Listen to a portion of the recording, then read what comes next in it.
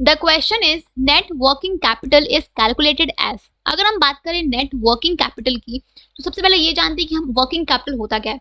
Working capital basically आपका वो part होता है टोटल कैपिटल का जो आपको करंट एसेट्स को होल्ड करने के लिए चाहिए होता है। मतलब कि इन शॉर्ट वर्किंग कैपिटल आपका वो कैपिटल होता है जो आपको अपने बिजनेस के डे टू डे ऑपरेशंस को कैरी आउट करने के लिए चाहिए होता है। ठीक है, अगर हम बात करें हम वर्किंग कैपिटल कैसे कैलकुलेट करते हैं, तो बेसिकली जो आपका वर्किंग कैपिटल है वो है आपका excess of current assets over current liabilities. मतलब कि जब आप अपने करंट एसेट्स में से, आपके बिजनेस में जितना भी करंट एसेट्स है, तब आप अपने उस करंट एसेट्स में से करंट लायबिलिटीज को लेस करोगे।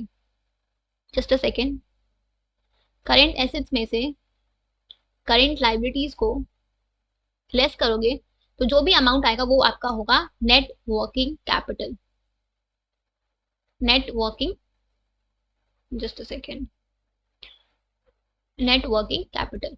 अब यहाँ पे करंट एसेट्स क्या होता है, तो करंट एसेट्स बेसिकली आपके वो एसेट्स होते हैं जिसको आप easily with in a period of 1 year आप इजिली कैश में कन्वर्ट कर सकते हो, कैश या कैश इक्विवेलेंट में कन्वर्ट कर सकते हो। जैसे कि आपका हो गया cash at bank, bills receivable, फिर डेटर्स हो गए, रॉ मटेरियल्स हो गए, तो ये सब आप इजिली कैश में कन्वर्ट कर सकते हो with in a period of 1 year, तो वो आपके होते हैं करंट एसेट्स।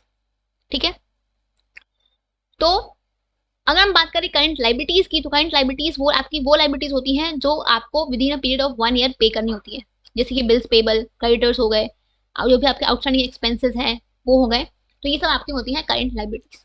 ठीक है, तो जब आप करंट एसेट्स में से करंट लायबिलिटीज को लेस करते हो तो जो भी अमाउंट आता है वो आपका होता है नेट वर्किंग कैपिटल। ठीक है, it can be both positive and negative also. अगर आपका करंट एसेट ज्यादा है और करंट लायबिलिटीज कम है तो आपका नेट वर्किंग कैपिटल पॉजिटिव होगा। अगर करंट एसेट्स कम है और करंट लायबिलिटीज ज्यादा है तो आपका नेट वर्किंग कैपिटल नेगेटिव होगा।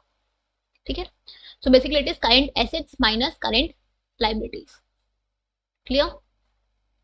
ओके।